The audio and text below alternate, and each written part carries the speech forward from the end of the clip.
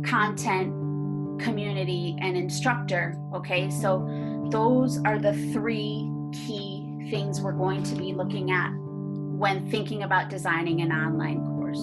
Thinking of your assessment first actually challenges you to clarify what your learning outcomes look like. Outcomes-based education, not content-based education. We need to rethink the nature and purposes of assessment. Instruction and assessment have to become more and more like two sides of the same coin. Think about what you're really measuring. Cura Personalis means caring for the entire person. The stress of these challenging times lowers our overall energy levels. We really have to choose what we will teach. We always think we need to cover so much, no? So we have to bring it down to what is really essential. What is important is that we are able to allow the students to learn in many modes. More independence and flexibility, the ability to self-pace in their learning. Lots of challenges, but lots of opportunities. We really made it clear to teachers that they should accommodate and accommodate and accommodate. The online classroom is a completely different place, which means to say, if you feel weird, that's okay. You're having a conversation now with the camera. You're going to teach one person in one box. Our students are waiting for your conversation with them. Change the questions we ask as a teacher designer. Through these learning experiences, students will not be just passive receivers of information or content, but will become active participants in the learning process. Some students might not like it. Most probably, they won't like it because it's more work for them. When you think about learning, more work doesn't always mean it contributes less to learning. This is all to help the student realize learning and to have a deeper learning. The use of technology or online resources should always support the achievement of learning outcomes. And technology plays an integral role in supporting higher order learning. This one is a Padlet. So the class gave their own versions of strategy. Here was a word cloud on what kind of changes you have gone through. I was really surprised at how the students engage this particular video. In large classes, you really have to resort to a lot of teamwork and group work. If we look at assessment as something they collaborate on, then the 80 students in a class would not be so daunting.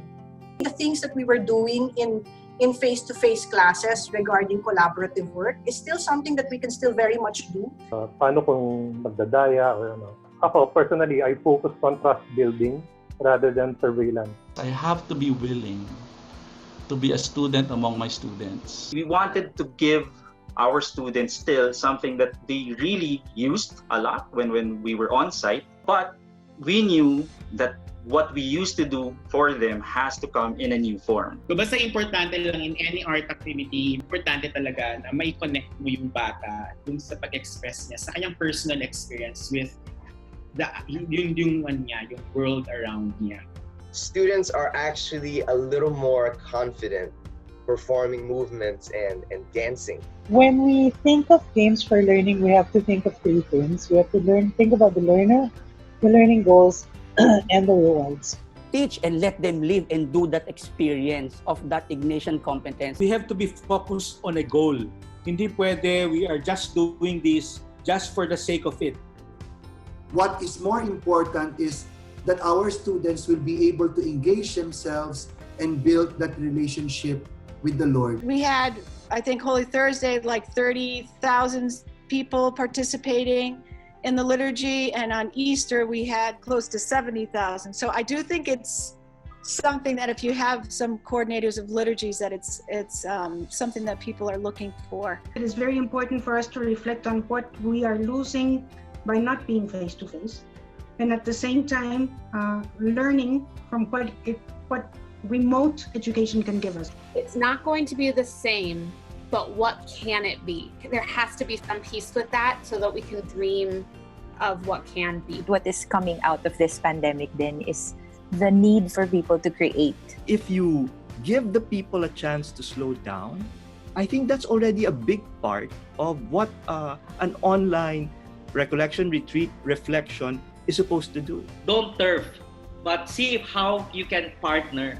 Formation and academics can be together. The children are at home and parents can act like shadow teachers. But it's our goal as teachers to empower these parents. We have to dialogue with the parents. We have to do it ASAP. In the midst of every crisis lies an opportunity. The call to service was a constant call. If there was an opportunity to serve your country, if you had a choice between yes or no, always say yes. When we think of where we should work, we think of where is the greater good, where the greatest needs are, and where there's no one going there. No action is too small.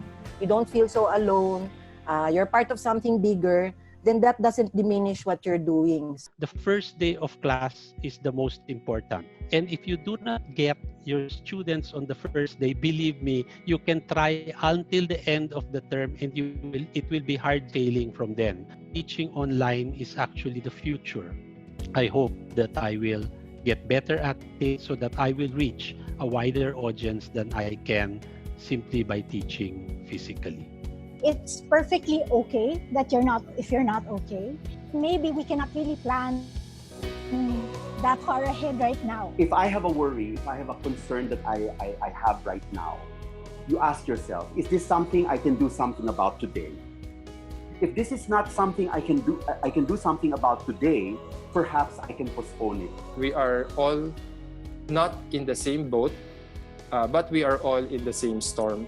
That is why it is important more than ever for us to care more for each other and work together.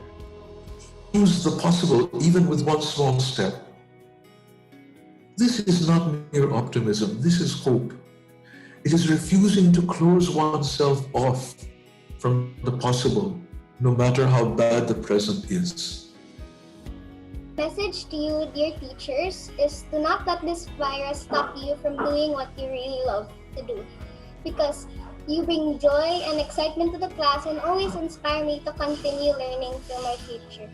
To all the teachers right now listening, thank you for coming to work every day to teach us. We as students promise to not be as stressful and makulit, and in return, you can be less strict. I really hope our teachers good health, because I know that as students we have our struggles, but our teachers are struggling too in adjusting in this new normals. I assure all of you that your efforts are much appreciated and they have not been made in vain. I hope that just don't overwork themselves. I hope that they still find time to take breaks and unwind. My prayer for all of you here is that you would be able to gain the strength from God that you will be needing throughout this online learning experience. And we may not say it often, but we are very much thankful for their presence in our lives, and we care for them very deeply.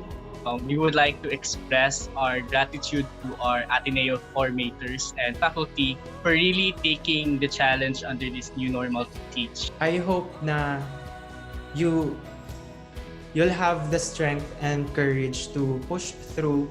I just wish everyone good luck po, and God bless to all of us in this shift.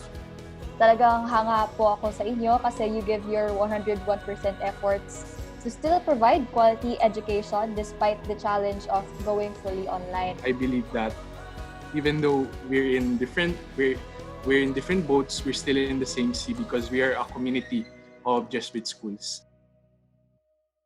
Whatever you've learned here, please share with others. And don't forget, as we say, please pass this on.